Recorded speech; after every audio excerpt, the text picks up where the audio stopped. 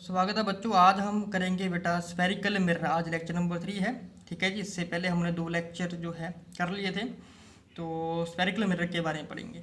ठीक है जी। तो spherical mirror is a part of hollow sphere whose one surface is reflecting surface. तो स्फेरिकल मिरर क्या होता है बेटा? एक पार्ट होता है होलो स्फीयर का, whose one surface is reflecting, जिसका एक सरफेस जो होता है वो क्या होता है बेटा? रिफ्लेक्टिंग सरफेस होता है। ठीक है। लेट्स से कि हमारे पास ये एक होलो स्फीयर है। ठीक है जी। तो एक हिस्सा यहाँ से हमने काट लिया और एक हिस्सा यहाँ से काट लिया। ठीक है। तो सबसे अगर हम इस तरीके से दो हिस्से इसके काट ले, यहाँ से काट लिए, एक लेट्स से कि हमने यहाँ से काट लिया हिस्सा। ठीक है। एक बार यहाँ से काट लिया। जब हम यहाँ से काटेंगे तो बेटा एक कर्व्ड सरफेस तरीके से यहाँ से बाहर निकल के आ जाएगा। अब इसी कर्व्ड सरफेस को दोनों हिस्सों को हम बारी बारी अगर निकालें तो यहाँ से इस सरफेस को अगर पॉलिश कर दें और इसी तरीके से इस अंदर वाले सरफेस को पॉलिश कर दें तो हमारे पास दो टाइप के मिरर निकल के आ जाते हैं। एक आता है कनकेव, एक होता है कन्वेक्स।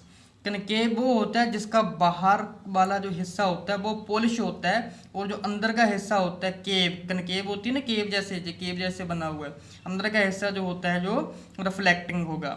इसी तरीके से कन्वेक्स क्या होता है बेटा? इसका अंदर वाला जो हिस्सा होता है वो पॉलिश होता है और बाहर वाला इसका हिस्सा जो होता है वो होता है पार्ट इसका रिफ्लेक्टिंग। ठीक है जी। ओके। तो ये होता है कनकेव और कन्वेक्स। दो टाइप के मिरर होते हैं स्फेरिकल मिरर। कौन सा? एक कनकेव होता है और एक कन्वेक्स होता है। कनकेव में क्या हो जाएगा? Reflecting surface of the mirror is toward the centre of spherical surface. तो जो रिफ्लेक्टिंग सरफेस होगा toward the centre of spherical surface के बराबर होगा, बराबर नहीं होगा, सॉरी, उसके सामने होगा। ठीक है जी, सेंटर के सामने। और अगर कन्वेक्स की बात करें तो reflecting surface of the mirror is away from the centre of the spherical surface. जो रिफ्लेक्टिंग सरफेस होगा वो सेंटर से दूर होगा। ठीक है जी। तो ये दो टाइप के आ चुके हैं मिरर। ठीक है। तो अब इनके बारे में हम चीज़ें कुछ पढ़ते हैं। ठीक है जी।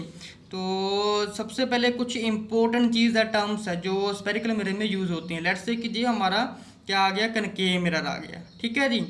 इसमें क्या है, थोड़ी ही दूरी ऊपर एक पॉइंट होता है एफ, इसके थोड़ी दूरी पर होता है सी, और यहाँ पर जो होता है पी। पी को हम पोल बोलते हैं बेटा। आर जो है जहाँ से जो एफ लिखा है कैपिटल एफ, इसे हम बोल देते हैं फोकस, और सी होता है बेटा सेंटर ऑफ कर्वेचर। जिस सेंटर ऑफ कर्वेचर क्या होता है? जो स्फेरिकल मिरर है इसका कोई सेंटर होता है। ठीक है। तो हमने तो इससे मिरर जो है आधा काट लिया है, तो ये वाला जो मिरर होता है ये थोड़ा सा इमेजिनरी ढंग का होता है जी।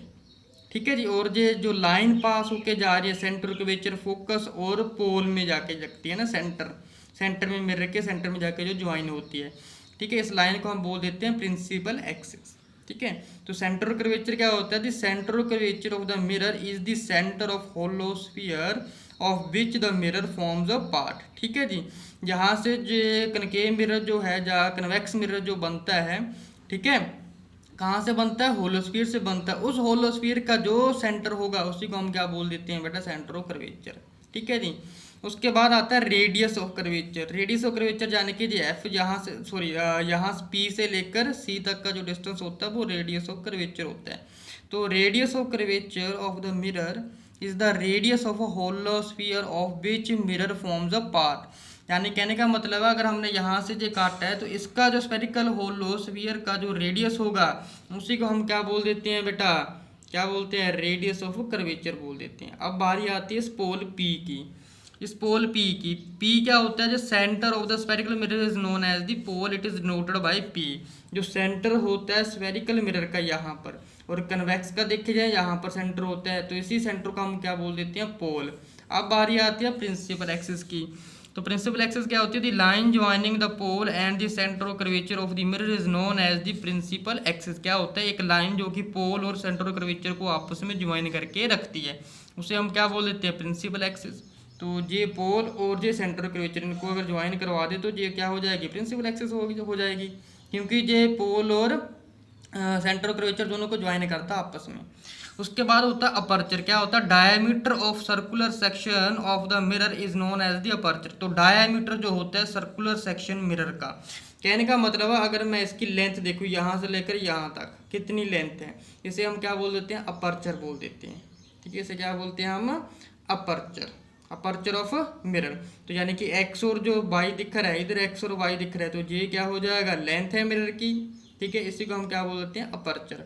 उसके बाद है प्रिंसिपल फोकस। वो क्या होता है?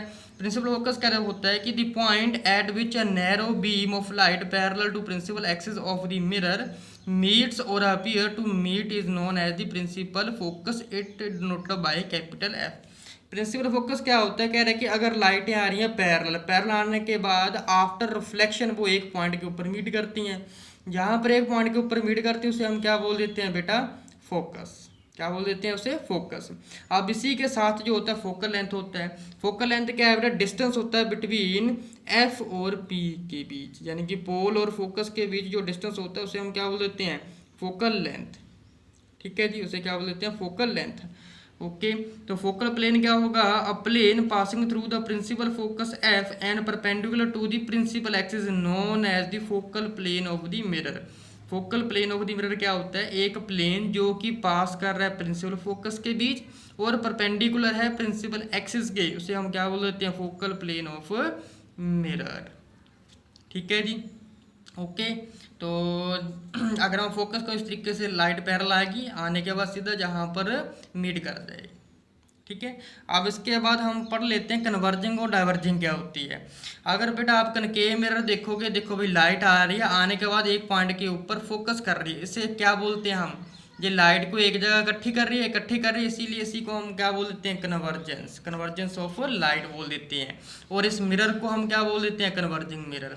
अगर मैं इस सरफेस की बात करूँ जो थोड़ा कनकेव है, तो लाइट ऐसे आएगी, इस साइड चली जाएगी, लाइट ऐसे आएगी, इस साइड चली जाएगी। ये लाइट को जो है बेटा ये बिखार देता है, यानी स्प्रेडिंग करता है लाइट की, ये स्प्रेडिंग हो जाती है यहाँ पर। बट लेकिन हम अपनी तरफ से वर्चुअल ढंग से इसे मीट कर देते हैं कि ये फोकस में से पास होके जाए। ठीक है, तो ऐसे मिरर को हम क्या बोल देते हैं? कौन सा मिरर हो जाएगा? डाइवर्जेंस मिरर, यानी कि इस लाइट को जो फिनोमिना कर रहा है डाइवर्जेंस ऑफ लाइट बोल देते हैं।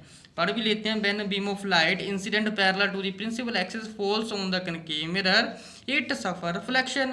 तो after reflection it meet at a principal focus of the mirror, this is known as converging of light. ठीक है, तो जैसे पैरेलल लाइट आई, पैरेलल आने के बाद एक पॉइंट के ऊपर मिलती है, वो कन्वर्जेंस ऑफ लाइट हो जाएगी। पैरेलल लाइट आई, लाइट आने के बाद ये लाइट क्या अपने पाथ को डाइवर्ट कर लेगी, इसलिए ये डाइवर्जेंस ऑफ लाइट हो जाएगी। ठीक है जी, ओके।